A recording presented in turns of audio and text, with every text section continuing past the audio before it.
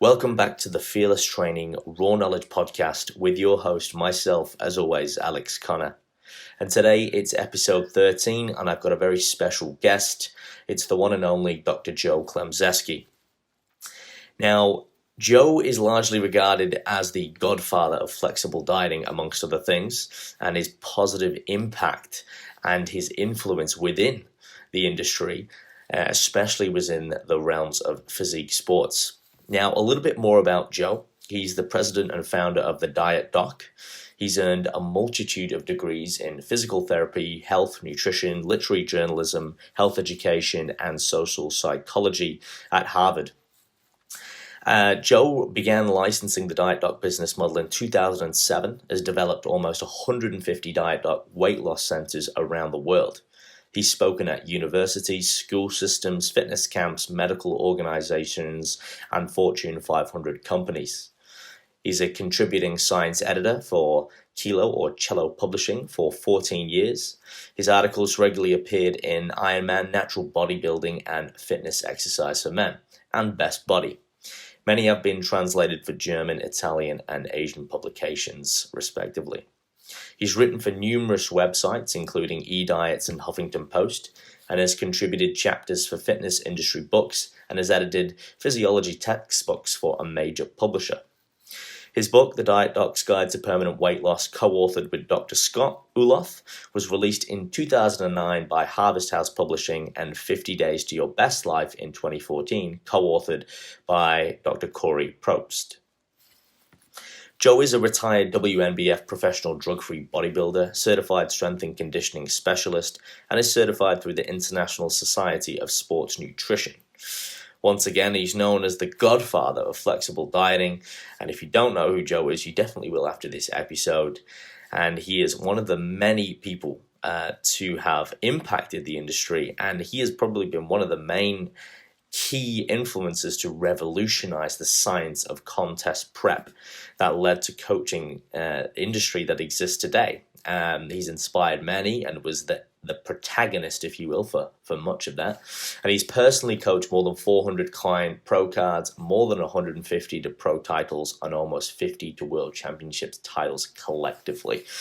And that is some of which we get into within this episode. Once again, we're sticking with the theme of nutrition. This one is a cracker for all of you coaches and physique athletes out there who want to improve your coaching, improve your knowledge, perhaps your practices and your protocols. This one is the one to listen in on very closely, and also follow the links in the descriptions to learn more about Joe and how you can become a better coach and perhaps improve some of your systems and better educate yourself around the realms of physique sports and your approach to nutrition. But anyway, guys, without further ado, enjoy this conversation between myself and Dr. Joe Klemczewski.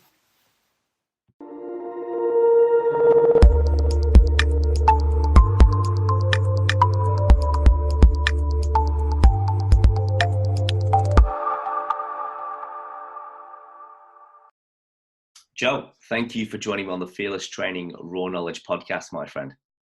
My pleasure. Great to be here. Now, let's start off as we always do. For those of you who may not be aware of who you are, a little bit of a background about you and what you do and why you do it. All right. Well, all the way back when I was a teenager, maybe even preteen, I started working out, started lifting weights. And a lot of that was, as any young childhood boy would travel that particular path. It was simply to get better for sports. I was a baseball player. Mm-hmm. Personally, as I was hitting those teenage years, I wanted to improve myself. So I don't think I could articulate it quite like that, but just biologically, I decided, hey, I want to be bigger, stronger. I want to be leaner. And so naturally, I gravitated toward muscle magazines on the newsstands, and would even go spend my allowance money, buying supplements at a little natural health food store. This is pre-internet, pre-Amazon, pre-reviews. Everything, was just driven by magazines. And so the industry really had a captivated audience, and I became a product of that. So I got swept up into the soap opera of competitive bodybuilding. I was watching Mr. Olympia, and as Joe Weider was a master of just creating that that narrative. There were always these stories of who's going to win the next one and this and that. And so that became very intriguing to me. Mm-hmm. And so my very first love in this entire fitness arena was training. I was just enamored by lifting weights, improving. I would follow protocols in magazines. So as a young guy, that became part of my goal set. I very early on said, I want to compete as a bodybuilder. And I thought it would be separate. Mm-hmm. I had my career path. I was going to go to college, and I was majoring in business and marketing.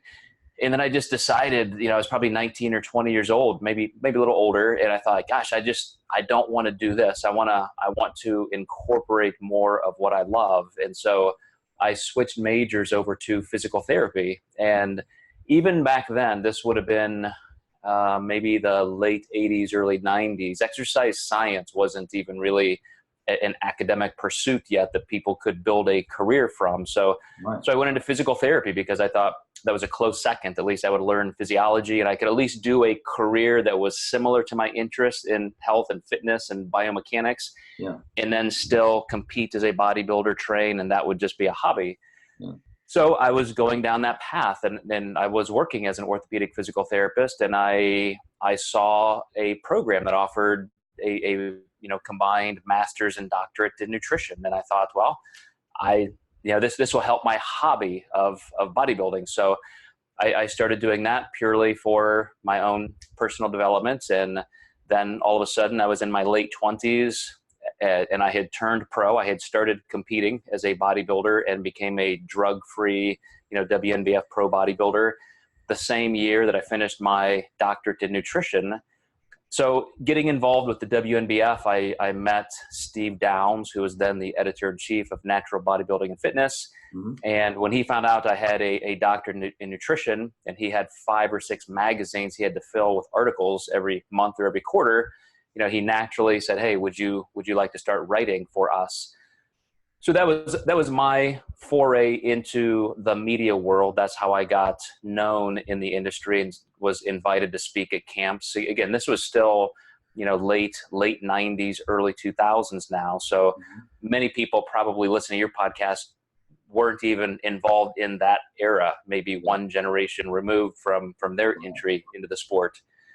But, then I decided to leave physical therapy as a profession, and I bought a gym where I could revamp it and start doing some, corporate wellness type things, including nutrition, including some physical therapy. We grew our training staff so we could really focus on that. That was even just getting started, really personal training at the time.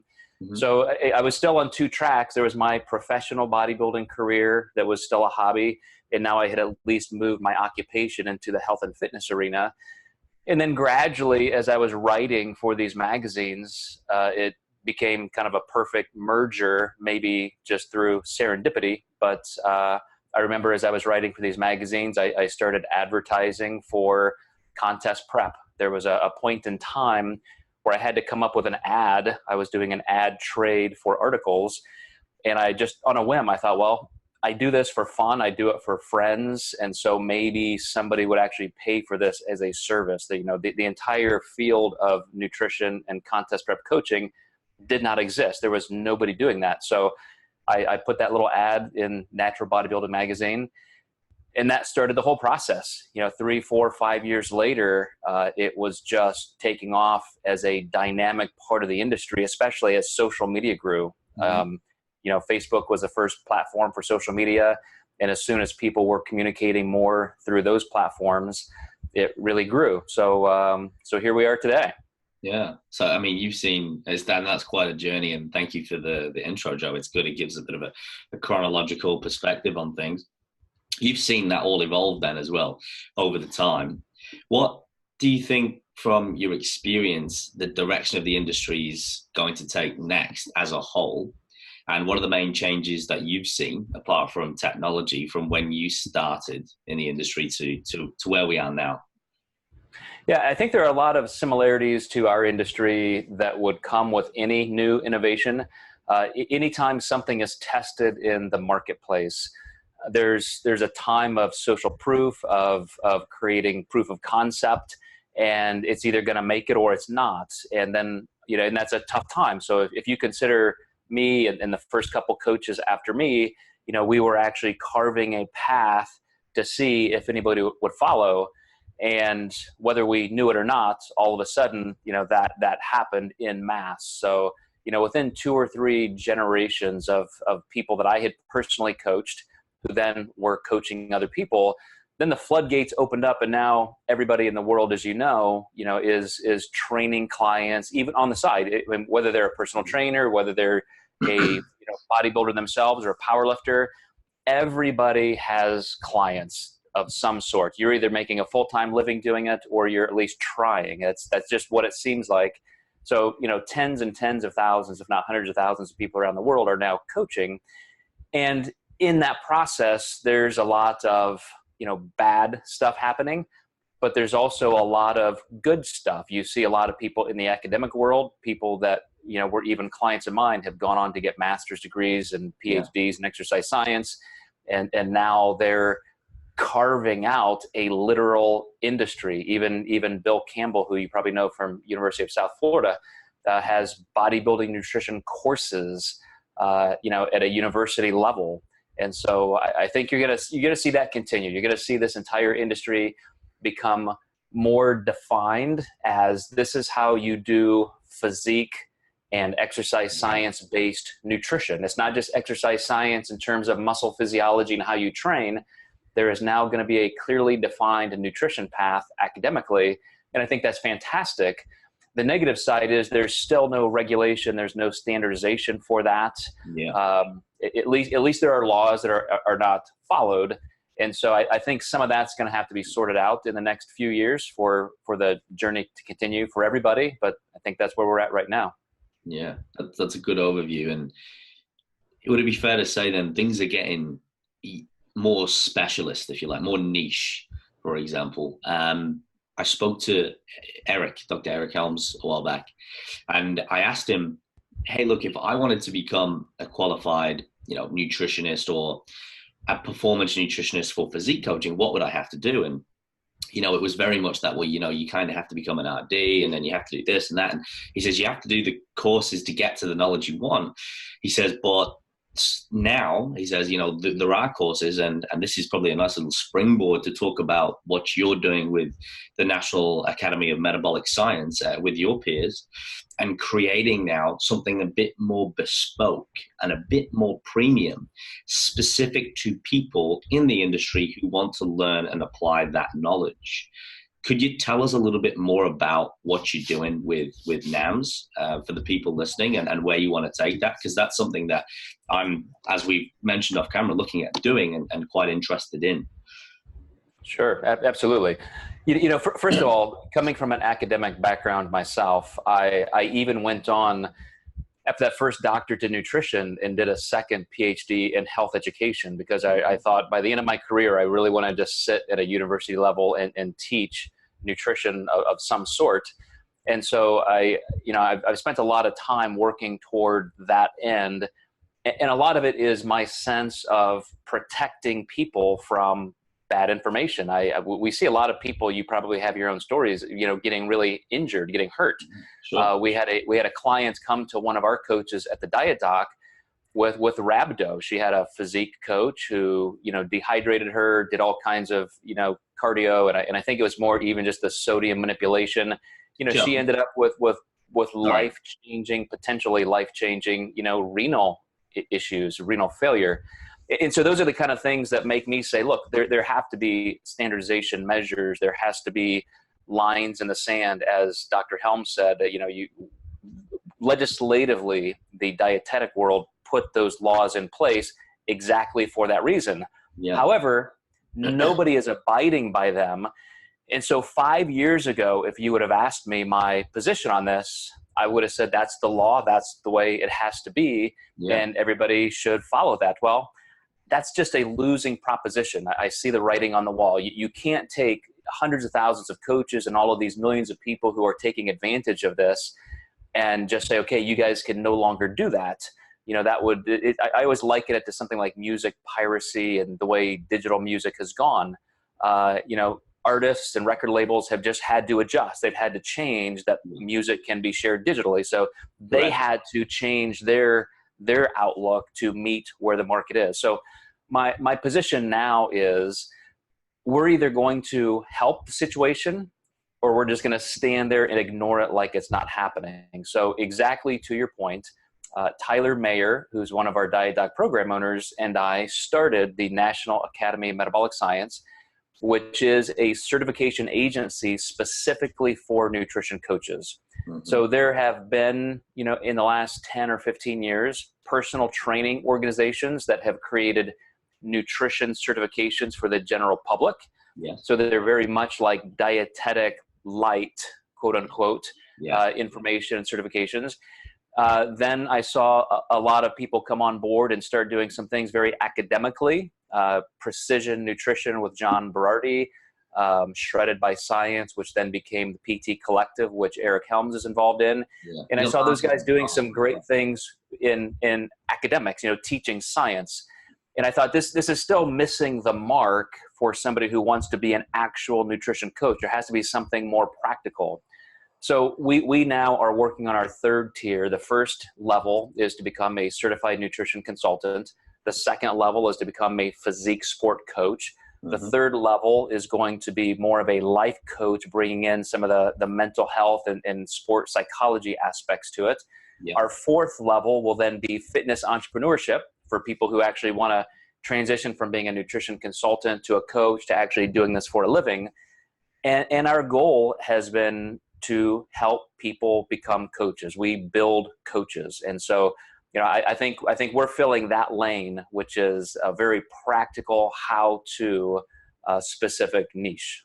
Yeah, I think that's what drawn me, and what will draw people to it is, again, it is niche. It's very specific, and you can learn what you want to learn if you have that interest. And that's, as you've alluded to, sometimes not the issue, but can be a bit of a problem, because what you want to really do is not exactly there yet. And I think over time, as you said, there's going to be more and more options opening up. And then it's just a case of, well, which one do you pick? Which one do you go with?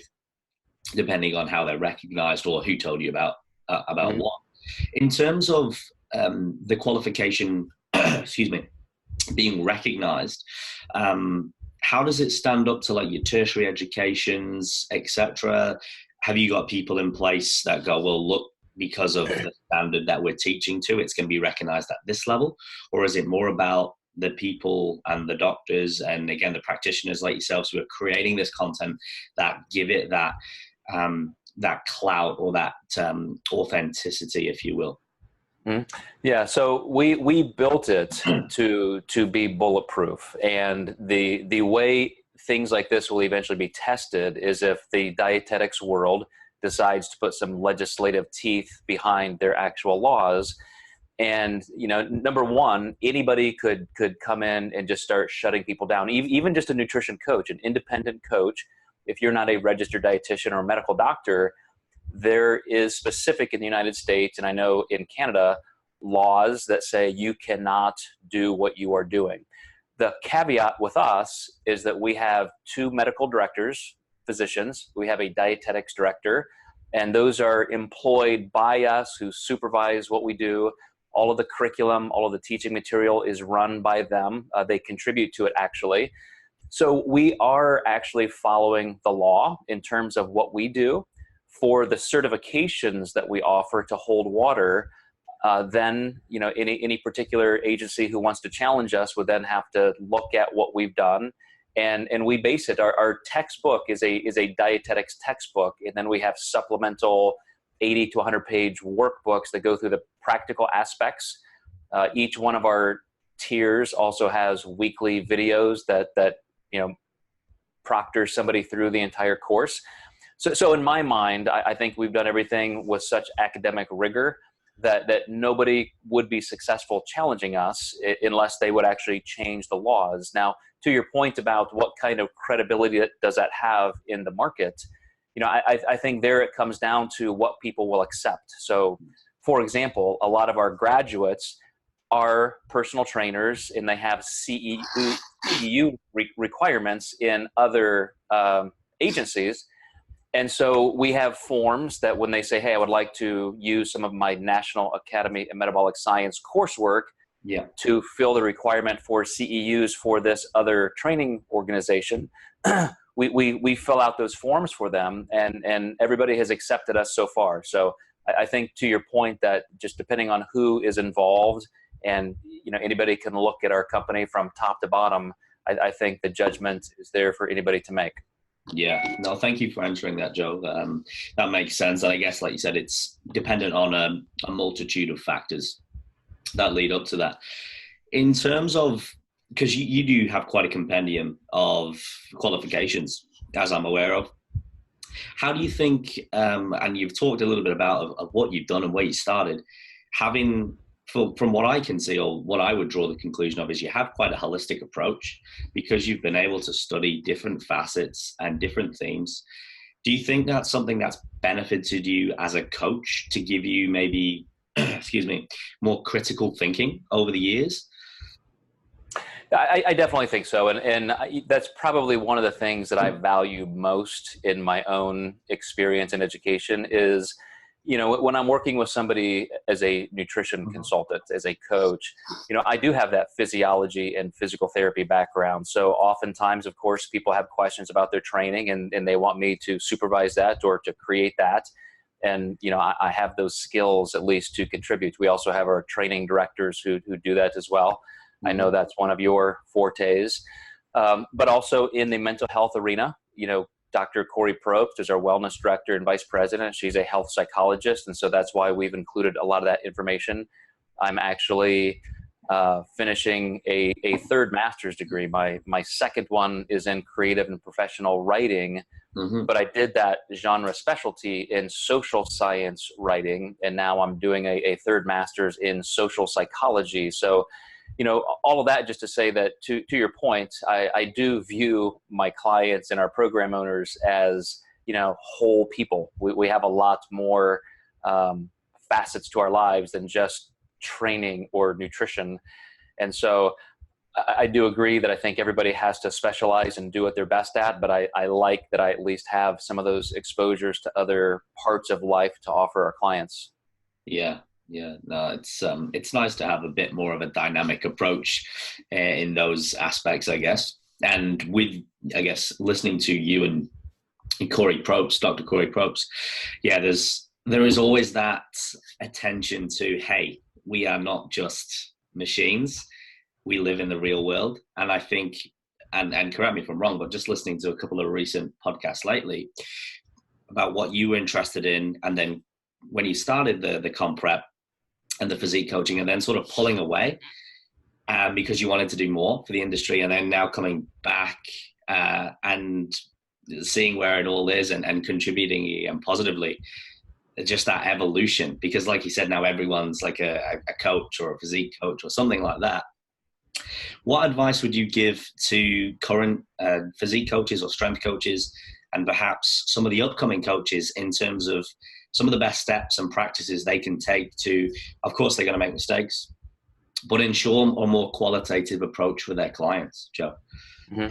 Yeah, I mean, I'm glad you asked this question, because I think it's very important for people who want to get into this industry to understand what they're getting into. And, I spend a good portion of every single day addressing this question with our Diet Doc program owners. So besides the National Academy of Metabolic Science, where we come in and educate coaches on how to be a nutrition consultant, we also license or franchise our Diet Doc programming. So we have 100 or so program owners around the world who are partnered with us. We get to mentor them. We get to be involved in them building their practices, building their businesses. If they have issues with clients or questions, our entire staff, including our medical directors, and everybody's just right there to support our program directors. And so a big part of my day and week is spent on that kind of messaging platform. How do we mentor that next generation of coaches and consultants? And I would say this, first of all, understand that it is a business, and have some kind of objective time frame or way of measuring your journey into it. I think it's a big mistake for some people to say, well, I'm going to be a coach. I'm 20, 25, 30 years old, regardless of where you are in life, and just say, I'm just going to do this full time, and it's going to work out great. I'm going to be a gazillionaire, and it'll be fine. Yeah. It's so competitive now. And because there are so many qualified people doing it and so many people who are good with their marketing and social media, that for you to get that hook, for you to get noticed and start building a clientele really takes something unique. It does take a niche approach, and you have to find what you are best at, what your experience and your education lends itself to that other people don't have. Mm-hmm. And you have to be willing to show up. You have to be willing to do this every day. You have to be willing to go out there where those people are and create an entire marketing and business strategy. It's not just, hey, I like doing this, I'm passionate, and so therefore it's going to happen. Yeah. A lot of people rode that wave maybe 10 or 15 years ago, and it's just too competitive now. So I think everybody has to find out exactly who they're going to be within the industry, what you want to bring to the table. And then as we're talking about, you have to really become good. Spend some time getting the education, the foundations, and then just be willing to grind it out. Yeah. Yeah, you made some great points there, because that's something I'm really passionate about. And even being someone younger in the industry, I do have a few peers and people and clients who approach me and say, hey, Alex, I wouldn't mind doing this. I wouldn't mind being a personal trainer or a coach or whatever it may be. And what do you think? And I always sort of put the question back on them. And I said, well, before, what do I think? I mean, what do you think? But also, just understand again what it is you're getting into, because you mentioned, I think people go, I like training. It'll be fun. I'll just train people. I'm like, wow, it's so much more than just training. Like, you definitely have to have a foundation, an educational background, because, we see a lot of this on social media now. You've got Joe Blow and, Anna Karina, whoever it is, and they got loads of followers and they've got this massive reach. But although that they can do some good, they can do a lot of harm, because they may look good despite however they got there, but they don't actually understand the fundamental principles. So they've got this huge audience and they go, here's my program, here's my nutrition, it's cookie cutter, people follow it, they have a bad experience.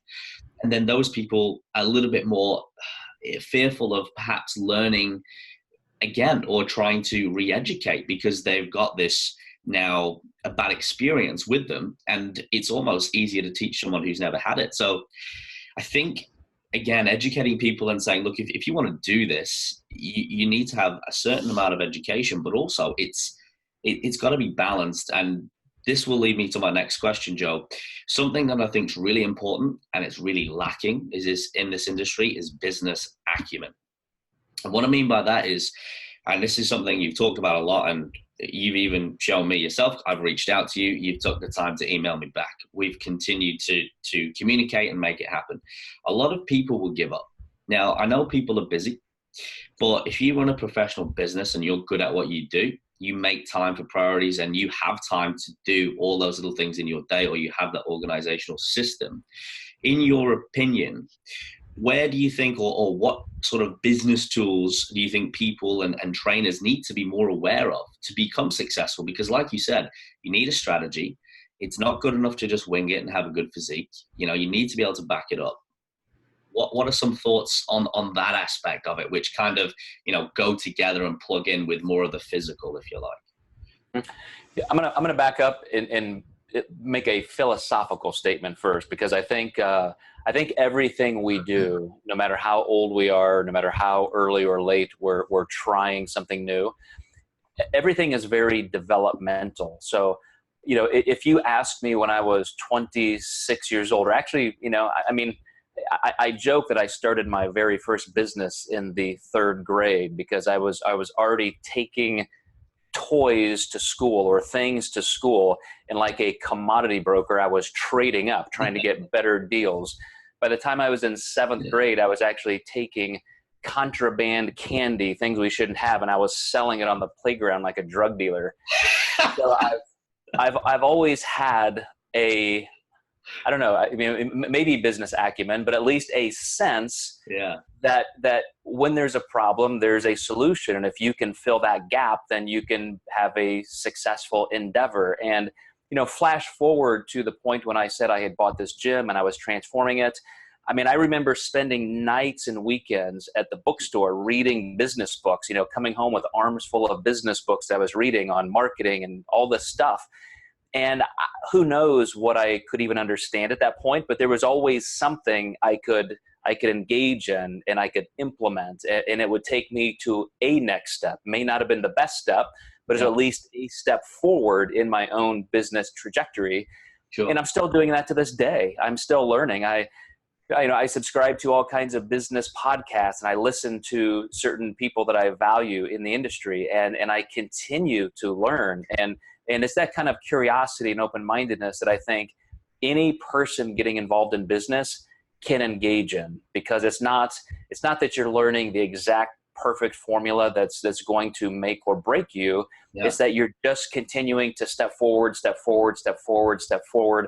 One of the very first mantras I adopted in my early business career was, if you could just stay in the game long enough and keep working hard, good things will happen. You will eventually find those breaks. You'll have those seams that you can run through and find open ground. And that's been true. As long as you're in the game, in the hunt, good things can happen. So I just think that's the key. It's just constantly learning, looking for new ways to interpret the world and move your business forward.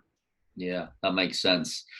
The fact that I think curiosity is what I hung on to there. And if you look at, you're right, people and persons in any industry who do well, it's not that they're the most intelligent, but they generally just have this thirst for knowledge, or they just have this, they really love it, they're passionate about it, whether that's Richard Branson, etc. They just, again, it starts from a young age of just kind of questioning things and going out and making it happen. So I think some good takeaways from that is people who are interested in it, if you really do love it, stick with it. Because like you said, it's not all sunshine and rainbows, and eventually you will find your breaks. There will be ups, there will be downs. That's all part of the journey. And I think to add a personal anecdote in here, looking back over my short journey, some of the biggest mistakes are the best learnings. And you think, well, you know what, that wasn't good at the time, but if I'd not done that, would I be where I am today? Would I have that other aspect of a coaching example or a knowledge, if you like, to be able to put forward? So I think that's really good what you said there. Now, to get more specific to physique sports, because it'd be a disservice if I didn't touch base on that with your knowledge and experience, there's a lot of misconceptions. You've been doing a great series with Adam Atkinson at the moment, Comp Prep University. I'm absolutely loving that. For anyone who doesn't know and's listening, it's I'll put the links in at the end, but you've got these short clips that you've hashed up, and you're talking about all the topics segregated into different categories about comp prep, and talking about some of the biggest misconceptions going forward. I'd like to touch base on a few of them because competition is huge in Australia, Joe. There's a lot of people doing physique sports, and going back to what you said previously, there's a lot of people getting hurt. And I mean hurt. And I've even taken on, in my short career, some clients, not necessarily for the stage, but to improve their physique, who are just downright getting starved. They're getting misinformation, which is creating bad relationships with food. And as you and Dr. Corey allude to, having mild eating disorders that they're not aware of. And, we've got to pick up the pieces and kind of fix it. What sort of information do you think is going out or driving people to do some of these rash things, like, for example, cutting water dramatically, sodium, messing around with a lot of variables? Is it more from the enhanced side of things, and that's getting interpreted along the way? What are your thoughts on that? When I first started doing speaking engagements at fitness camps 20 years ago or so, I could come in and talk about how you need to stay hydrated, that muscle tissue is 65, 75% water. You need to leave sodium in because that's the ionic balance that will keep muscle cells full. You need to do things in this way, which are much more synchronous with your own physiology. And jaws would drop. People had never heard this because they had only seen the traditional old school peaking methods. And now today, Alex, when I go speak, everybody knows both sides. And so it's an entirely, fantastic 20-year run that I think we've changed an entire generation of people. But because people do know both sides, some of them still choose a traditional old school approach that may be harmful. Some people still coming up, of course, won't have heard. But I think there's been a dramatic impact that has been made. And of course, social media is a big player in that. The coaches that were clients of mine that then, spawned more coaches and more coaches and more coaches. That information has been disseminated so far that to me, it's almost laughable to even keep promoting this right or, correct methodology because it's there in textbooks. It's out there. I think everybody knows about it. But at the same time, to your point, it's still not 100%. So I think it is incumbent upon every single person listening. And I think it comes down to people today, when they need information, they search for it. They'll go to the internet. They'll go to YouTube. They'll go to these platforms. And at least the information is out there, which is why you're doing your podcast. That's why I do my social media work. That's why people like, Eric Helms and Lane Norton and Paul Ravella and everybody else is doing the same thing.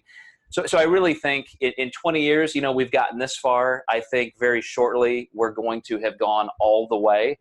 And I'm sure there will always be misinformation out there, but it will be at least clouded by all of the correct methodology. Yeah.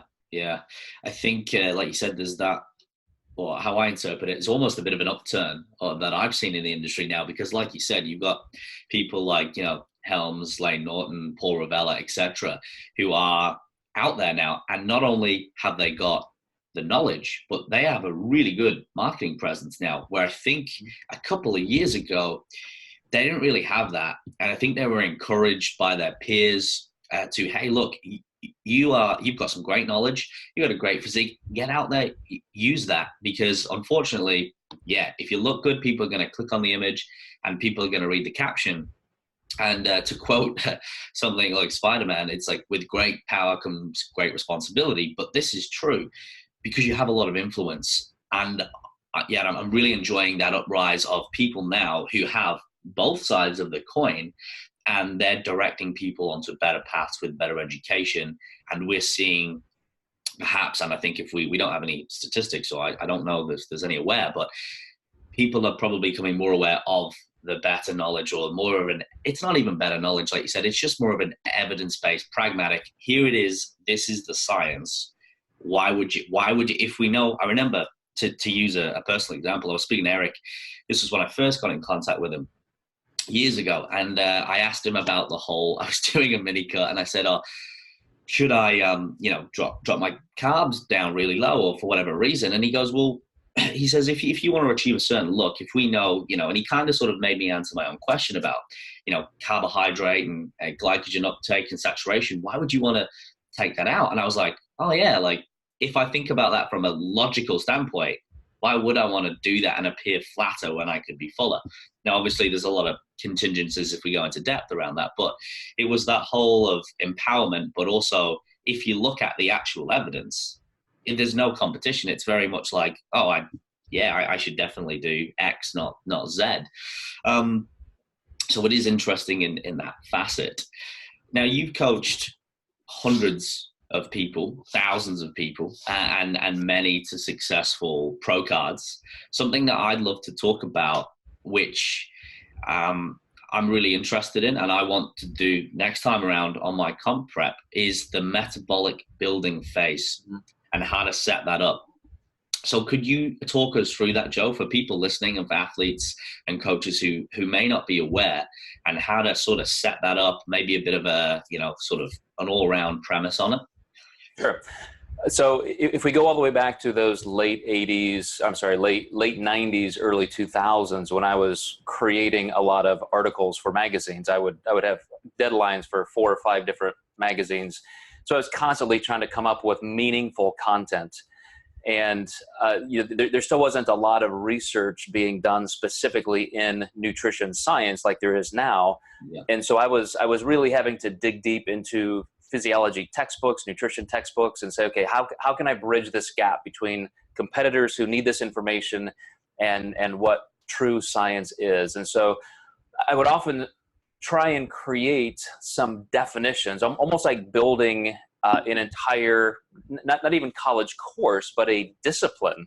If the field of anthropology did not exist and you had to build it from scratch, you first have to lay down concepts and principles and build on those to create an entire field. And so without even realizing that's what I was doing, that's how much of the contest prep coaching industry was built, from those early articles. And one of these series that I wrote was dividing up contest dieting into phases.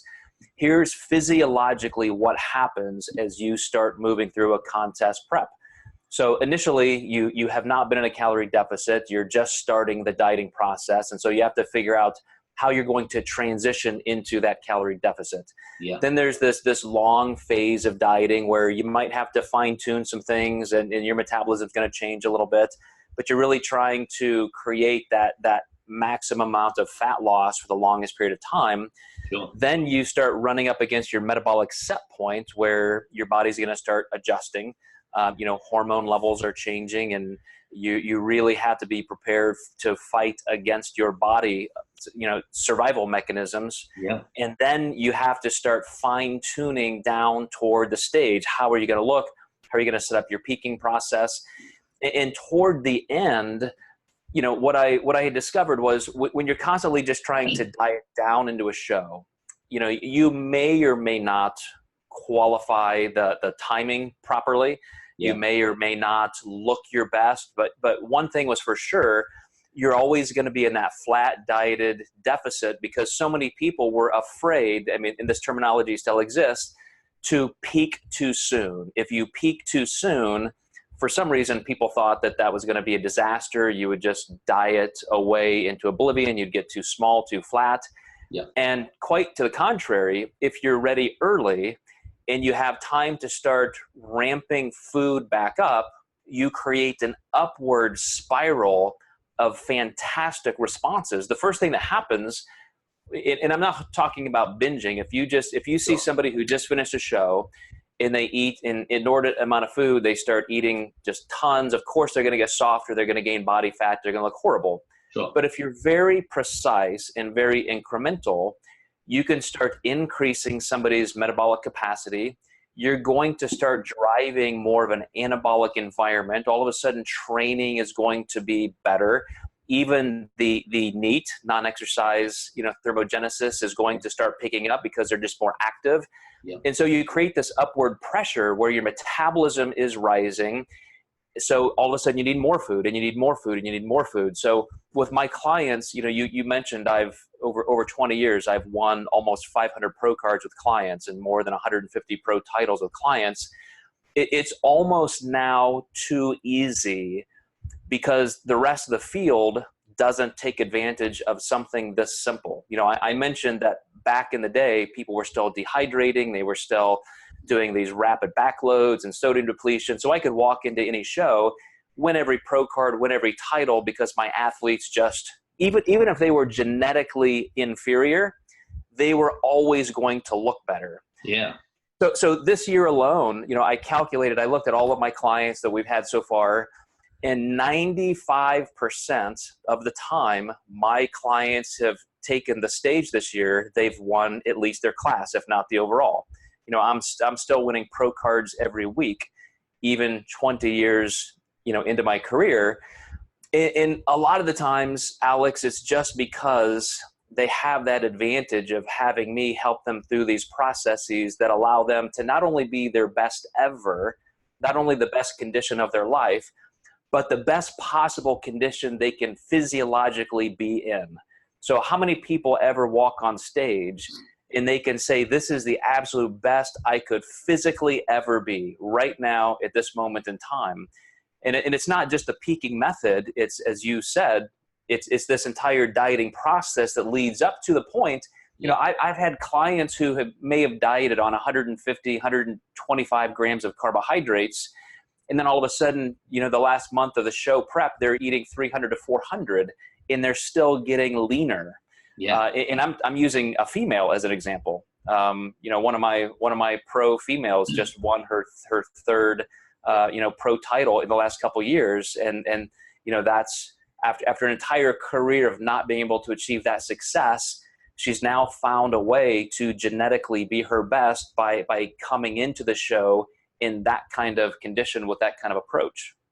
Yeah, which is phenomenal. And I love hearing those stories, the actual anecdotal evidence, and you talk about it and just all those little things. And again, it's almost that, and I think the paradox about this is that even though there is a procedure and there is a process to it, it's actually more simple once you understand it. And if you stick to the basics, then it is to start pulling things and changing things. And once again, it's logical. I competed last year. Now, it was a coach called, I don't know if you've heard of Nathan Wallace, who's one of the best coaches in Australia, and his company Hold Your Own. And he mentioned to me, it was a while back, and he says, I said, Nathan, you know, when you were competing and he's amazing physique, how did you stop? When did you start learning about this whole, you know, not taking the sodium out thing? And because I was sort of like researching, he goes, well, actually, Alex, there's this guy called Dr. Joe Klemczewski, and he's like this godfather of nutrition. He's like, and I started getting on his stuff, and this is really funny, and you'll enjoy this, because he said in Australia, I was one of the first coaches, not the first, but one of, to start doing this. And once again, no one had done this, and everyone's like, oh, you're crazy, Nate. Like, you almost won the show. Don't do that next year. Like, you just need to get bigger, you know, harder, grainier. And he's like, yeah, okay, whatever. And he's like, no, it doesn't logically make sense. And he practiced, you know, some of the things that you'd been teaching. And lo and behold, he came in and looked amazing and destroyed the show. So I guess from that standpoint of when you look at it and going, well, you see people backstage who are like killing themselves, but then you see that person who's just smiling, they're very calm. Again, it's holistic. There's other things involved in it, and they just look so good. And you're like, how are you doing this? But usually it's that less is more approach, rather than playing with all these contingencies and the physique later on. With the metabolic building phase, and you did mention it, it is a bit of a setup, because you can't just jump into it if you've not sort of backed that up with, you know, building your metabolism early on per se, by not running yourself down too low, or like you said, having a timeline. You can't all of a sudden go, well, I'm just going to eat up into the show, because if you're not lean enough, it doesn't really work. Or so my thoughts are, because you can't get that those effects or those adaptations, if you will. How do you measure? What's your specific process, if you don't mind sharing with clients, Joe, whether you're in person, or I imagine a lot of the clients are, you know, in different states and overseas? Do you have like a spreadsheet that you use? Do you have weekly check-ins, phone calls? Is it a bit different? How does can you talk me through the specific process of how you coach more elite clients? Absolutely. So first of all, I remember Nathan. Nathan was a client of mine probably about 10 years ago. Fantastic guy, very, very hardworking, and yeah, great genetics.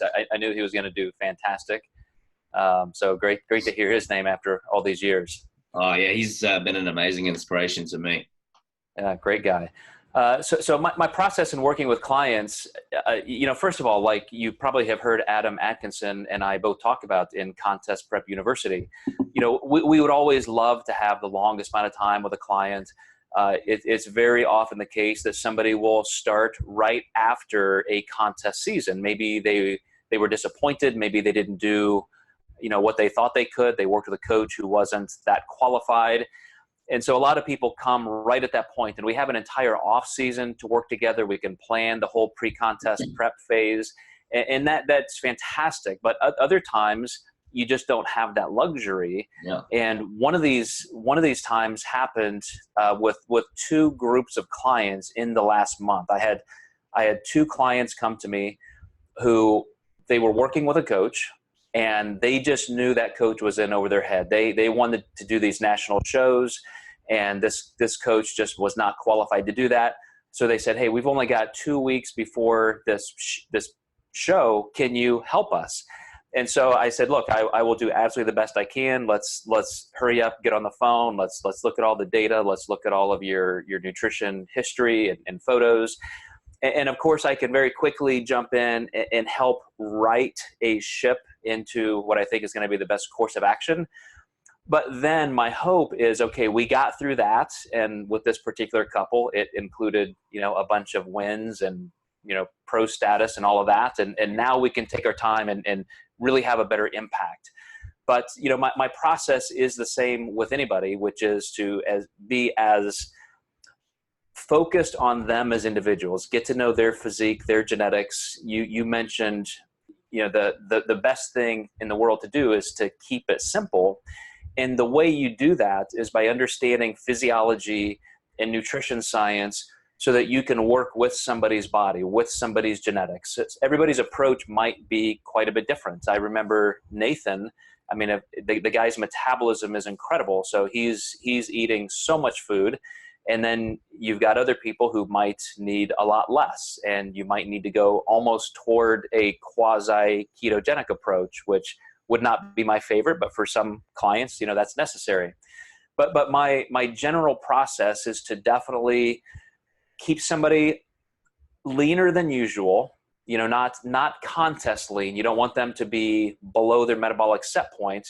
But anytime somebody gains too much body fat in an off season in the hope that, well, that's going to build more lean body mass and help their metabolism, yes, that's true. But then you have to go through a longer, harder dieting process. And so you lose all of those benefits. And I've shown clients, here's what you look like after losing 40 pounds. Here's what you look like after losing 15 or 20. And even at the same contest weight, I've got pictures I use in my lectures. It looks like somebody weighs 10 or 15 pounds more. They have more lean body mass, even at the same body weight, just because they didn't have to diet as hard or as long. So my approach is to definitely, keep body fat to a moderate minimum, and then make sure that we're targeting, contest condition 4 to 6 weeks early, so we can go through that metabolic building phase. And then, as you mentioned, using that as a setup for the peaking process, then we can keep all of the variables moving in the same direction. So we have that metabolic building phase, but then I like to use a progressive linear load. So instead of a rapid back load or a front load or an undulating load with carbohydrates during peak week, I like to have met kind of a minimum glycogen base in carbohydrates. So I think that they're close to being full. Yeah. And then we just taper up toward the show, so that by the time we get to contest day, we have not spilled over. We haven't created this homeostatic pendulum where we're trying to time sodium, water, potassium, carbohydrates, things like that, training. We've got everything moving in the same direction so that they can walk into the contest. And I know that they're going to be very resilient to carbohydrate fluctuations meal to meal. Yeah. I know exactly where I need to target a little bit more water or sodium to get them fuller. And it's so much easier to predict, Alex, how they're going to look on stage, and then control that all day long. We can, for multiple classes, for a prejudging and a finals on different days or different times of the day, we can keep replicating that without worry. Yeah, I think some of that consistency is so key, because when you're that lean, you can change these variables or manipulate those simple variables, like you said. And I think from listening, it's mainly like your water and your sodium at that point, because you've almost got that blank canvas, if you like, to paint on and go, right, we can see what's happening here now.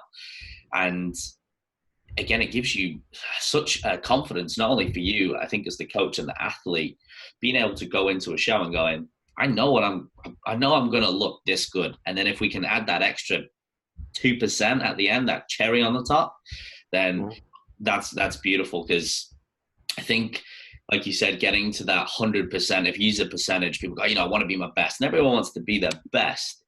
But it's like, well, hey, look, we know now with this more pragmatic approach, we can get you looking like pretty much 99%. And then that 1% might be like you said, you're tweaking things on the day.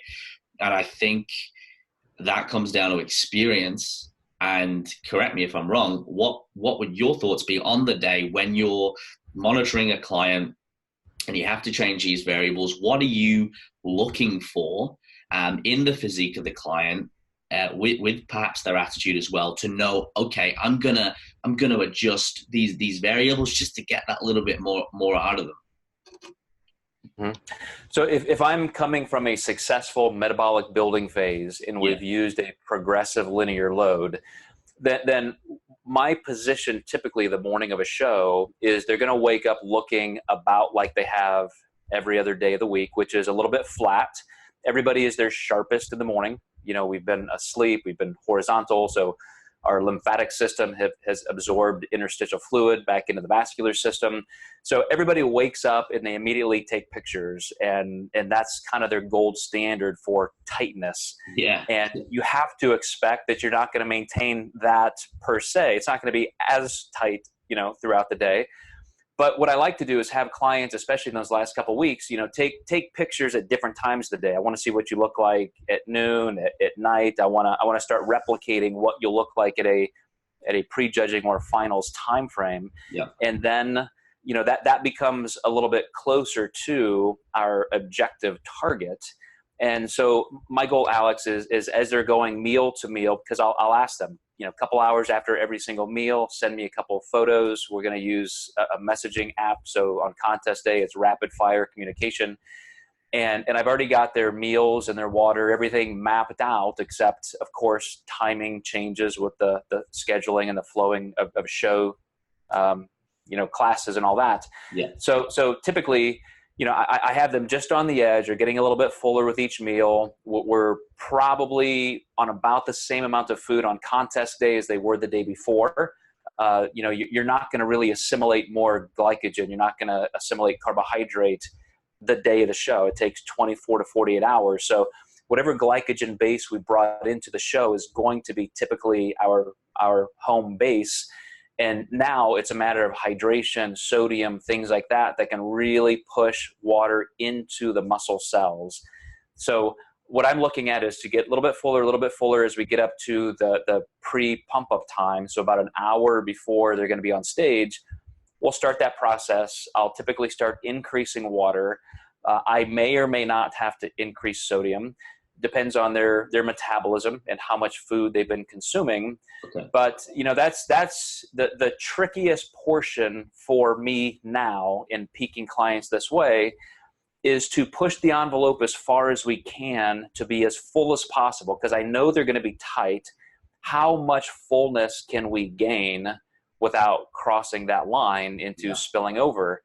And so, like you said, we're trying to get to 100%, but if we get to 99, if we get to 98, where is that winning range for every person that they can maintain? And I'm often very surprised, because when you peak this way, and then all of a sudden, you get those photos back from the stage where now they've had that pump up time, they've been on stage with the adrenaline, the posing, and then I get those pictures back. I'm like, wow, that was even better than I expected, because all those variables just kind of converge at the right time. But again, you never cross a physiological line where you have these variables crisscrossing homeostatically and you can expect some kind of weird rebound. That just doesn't happen. So now they could come off stage, and if they have another class in 15 minutes or 30 minutes, we know exactly what we're going to do, because based on what they did for that class, maybe we don't need anything. We just need to rest a little bit, get off their feet. Maybe we just need a little bit more water. Maybe if they're going to be back on stage in an hour or two, we'll have another small snack. But a lot of these calls are done in true coaching fashion. They're, it's like being on the sideline of a field, and you've got to make the right call at the right time. You got to call in the right play because you're checking out the defense, so to speak. Yeah, for sure. It's I guess it's something that comes with time and experience, and it's a little bit intuitive, but it's nice to, like you said, have that more reliable look. And then I guess it is a case of experience where you're going, well, okay, based on that, let's try a little bit this. And again, always pushing to get more, and you're sort of like just crafting it at the end there. And as you said, albeit that you've had a successful run up to that point, and then being able to springboard off it. So in essence of that, Joe, if you could go back and speak to your younger self. So I'm 27 currently. I'm still very young and new to the industry per se, especially with what I want to do with physique clients and comp prep. If you just could go back and just have a quick conversation, might be a 2 to 5 minute conversation, what are some advice that you'd give to yourself from where you are now, from what you've learned? One of the things that I did was I looked at my career in blocks of time. What am I working on now? Once I achieve this, what's the next step? What's the next step? When I was 27 years old, because that's when I bought that first gym and created the business that you see today. Yeah. I would think, where do I want to be when I'm 40? Where do I want to be when I'm 50? And of course, you can't anticipate changes in the market and in culture. Most of what you see in business today didn't exist when I was 27. But at the same time, I at least had that goal in that forethought to create some kind of an arc for my career that I wanted to follow. The one thing that I did was I wanted to make sure that I had balance in my life, so to speak. And so, I knew, or at least I thought, I would not be coaching for my entire career. So I always had other avenues to move into. And what I didn't realize was that this whole coaching industry was going to grow, and it was only going to become something more solid on which you could build a business. So, I think if I could say and I don't even count this as a mistake because I really like where my career is, yeah. But I did not take advantage of the newest platforms out there. When social media started, of course, you may or may not even know this term, MySpace. So yeah. MySpace was then, catabolized by Facebook. And every time a new platform came out, I always thought that was a distraction to business. And so I would say, well, that's nice. I'll let the kids go do that. I'm busy running a business. And then Instagram would come out, and then Snapchat, and I'd be like, that's nice. I'm too busy running a real business. Yeah, for sure. And I started viewing these things differently, of course, now. I mean, here I am doing podcasts, and I've got, several podcast series of my own. For sure. And so the thing that I missed is how fast communication flow changes. And I don't even like to consider these things called social media as platforms or social media. It's just communication. It's just how people speak. Yeah. And so what I would say to my younger 27-year-old self is be willing to go every single place where you can anticipate the conversation is going to be next. Because everybody trying to get that advantage in client acquisition or building your own career, building your own brand, it's a lot easier being a big fish in a small pond like I was in print media, in the late 90s. Yeah. And so I see an awful lot of people today who are not necessarily the most experienced coaches or the most educated coaches, but they create tremendous business presence and branding and identity and therefore success because they simply went in front of where the trends were. So anybody trying to build a business now, and I would put this in the context of me speaking to myself, sure. It would be stay on that front edge of communication and just be consistent. Even when you think you're wasting your time, even when you think you don't have enough followers, you only get 10 views on a video, you only get 5 likes. I mean, everybody starts there. You've got to stay consistent, and you have to build that unique novelty that you have. Whatever your passion is, you've got to stick with it, stay in front of those communication curves, and you have to outlast everybody else. That's great advice, Joe, and definitely something I'll take on board myself. I think it's too easy to give up, especially nowadays, because it's that double-edged sword. Like we have access to all of this, or all of these platforms, which can be a little overwhelming sometimes. But at the same time, if we don't take advantage of them, or at least open to the idea, and as you said, stay, I think keyword is consistency. Sometimes I spoke to an old school bodybuilder years ago in a World Gym franchise, and he said, he's a big German guy, 6 foot tall. His dad used to be a boxer, and he said to me, Alex, he goes, my dad always used to say to me, he goes, it's the last man standing. And I said, what do you mean by that? He goes, just be consistent. He goes, if you stay in the game long enough, you'll beat your opponents. And I was like, okay, that's a fair point, you know? So a funny example, but nonetheless, the things that stay with you throughout your journey sometimes, again, it's a bit of simple advice, but it's the truth.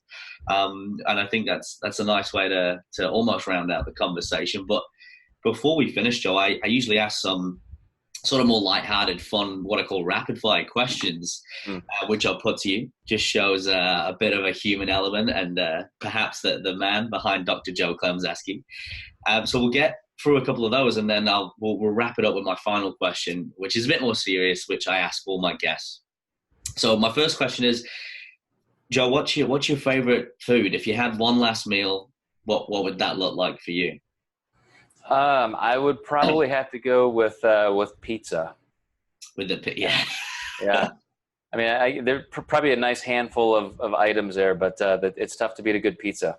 Yeah, this is true, and I hear in your neck of the woods, you got a few really good ones. I've just been watching a Feed Phil documentary, actually, and he's going around all the world, and it's still apparently the States has the best food. New York apparently still holds it specifically, so I'll have to get over there at some point. All right, what about if you had a superpower for a day, what would your superpower be? What would you choose? You can have anything. Oh, that is a tough one. I would say to can you have omnipotence, like knowing the future? Is that a superpower, or yeah, you can have whatever you want. Okay. That's the beauty. I would say that, because again, it's changing so rapidly right now. I think the biggest advantage to anybody in business and maybe even in life is just to have one eye on the horizon and constantly be anticipating where you want to guide your business or your own personal development. So I'd have to say that. Sure. That's a good one. No one's answered that yet. That's quite unique. And if you could meet one person, dead or alive, over dinner, have a conversation, any particular person it would be? Oh, I may have to go in the music realm for that. A great pioneer like John Lennon, or even somebody alive like Bob Dylan. I just love good songwriters, so I would have to go with somebody like that. Yeah, respect. That's a good one. That'll be an interesting conversation for sure. And the last question, Joe, which I ask all my guests, is: can you identify a fear in your life, or a main fear that you had, in the form of, it might have been an obstacle, or a problem, an issue, or something that you had to overcome, and it was a pivotal time perhaps, and you took a great learning? It was like a new chapter, or maybe it was a keystone habit you took out of it. Can you share with us one of those examples, please? Yeah, I think it's probably the fear that has guided my entire life, which for some reason I had a pretty strong self-realization early on, which is a fear of not living the life that I would want to live. Mm-hmm. So somewhere along the line, I'm sure some speaker, impressed upon me that concept of, hey, you don't want to be on your deathbed and have these regrets. And so I remember just very early on thinking, with that kind of a filter, is this the life I want to live? And so when somebody looks at, the things I've done and say, gosh, you've done so much, that's the most common thing I hear. Yeah. It's because I think I've had that fear of, not having experienced what I want. And I'm much more settled about that. I'm not manic about trying to, cram everything I can into my life, but I am very specific about the things that I want to experience and learn and enjoy and do. And so I very much have been guided by that fear or principle. That's a very, I guess, an appropriate way to round it out as well. And it sort of sums things up well. And again, I'm sure people can take a lot out of that and draw their own conclusions and hopefully pursue their own life fears, as I always say. And for people who want to find out more about you, Joe, what you do, what you're doing with your company, etc., where are the best places to tune in and find those resources, if you like? So our main website, Alex, is thedietdoc.com. I think you can see that on my screen here.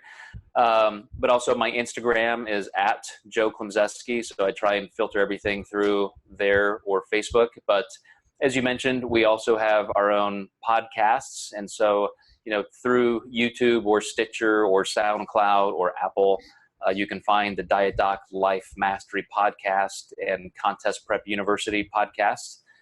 But they all kind of branch out from our website. So that might be the easiest place to contact me. Sure. And thank you for sharing. And for everyone listening as well, I'll put those links in the show notes below, as always. And I do encourage you to follow up on those because they are very valuable. I know I've taken a lot of knowledge and information that's helped me and bring a lot of clarity myself. So I do encourage people to listen on there as well. And Joe, once again, thank you for your time. And I really appreciate, finally teeing it up. And it was a bit of a process. We got there with the time zones eventually. And to keep doing what you're doing and making this positive impact, because you've been told many times by many people, it is quite inspirational, what you've achieved, where you're going, what you're doing. But it's people like you that we need to kind of keep pioneering forward. And then again, the people who you're coming in contact with and constantly growing and again, spawning, if you like, who are getting inspired by people like yourself and continuing to increase the industry standard, make a more positive impact, and create a career and a lifestyle out of this, which I think at the end of the day is really important, because we live in a world now where we can do anything we want. In my opinion, we can, build a career from our passions, and it's an important message, I think, for people to understand that they can live this better life. So, thank you again, Joe. I appreciate it. We may have to do a specific round 2 at some point on some more key topics if you're up for that. But thank you, Alex, so much. I really appreciate the opportunity. Yeah. Absolutely my pleasure, Joe. Thanks for sharing the golden nuggets. And for everyone listening, thank you for tuning in. And as always, until next time, guys, stay fearless.